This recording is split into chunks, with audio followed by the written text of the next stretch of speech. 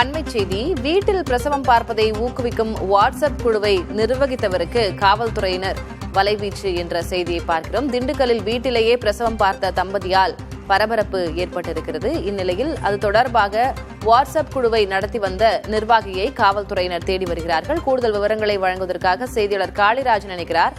காளிராஜன், என்ன நடந்தது? விவரம் என்ன?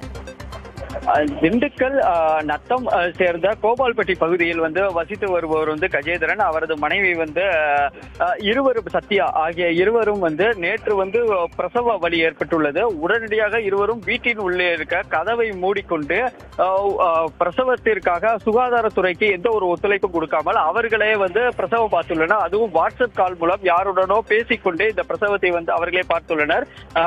சரியாக இரவு 7 மணி அளவில், நேற்று இரவு 7 மணி அளவு பெண் குழந்தை பிறந்துள்ளது.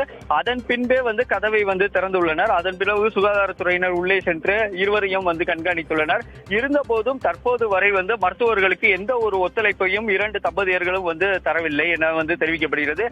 ஏற்கனவே இது முன்பிருந்தே 7வது மாதத்திலிருந்தே அவர்களுக்கு சுகாதாரத்துறைக்கு எந்த ஒரு ஒத்துழைப்பும் தரவில்லை என்பதற்காகவே நேற்று பிரசவ வலி ஏற்பட்டதும் அந்த தம்பதியரின் அம்மா அவர்கள் கொடுத்த தகவலின் பேரிலே வீட்டிற்கு சுகாதாரத்துறை, காவல்துறையினர் மற்றும் வருவாய்த்துறையினர் ஆகியோர் வெளியே நின்றுள்ளனர். இந்த நிலையில் தற்போது அவர்கள் வீட்டை சோதனை செய்யும் பொழுது வீட்டில் இருந்து பிரசவம் பார்ப்பது சம்பந்தமான ஒரு புத்தகம் கண்டுபிடிக்கப்பட்டுள்ளது. மேலும் அவர்கள் யாரிடம் பேசினார்கள் என்று பார்க்கும்போது அவர்களது செல்போன் மூலம் 3 வாட்ஸ்அப் குழுக்கள் இருந்துள்ளது.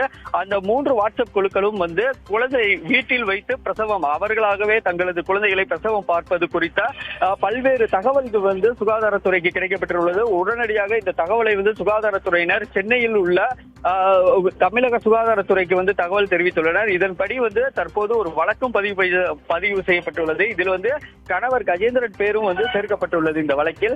மேலும் இந்த வாட்ஸ்அப் குழு எங்கிருந்து நிர்வகிக்கிறார்கள், யார் இதன் நிர்வாகிகள் என்ற கோணத்தில் காவல்துறையினர் முதல் கட்டமாக தற்போது இந்த சோதனையை ஆய்வையும் செய்து வருகின்றனர்.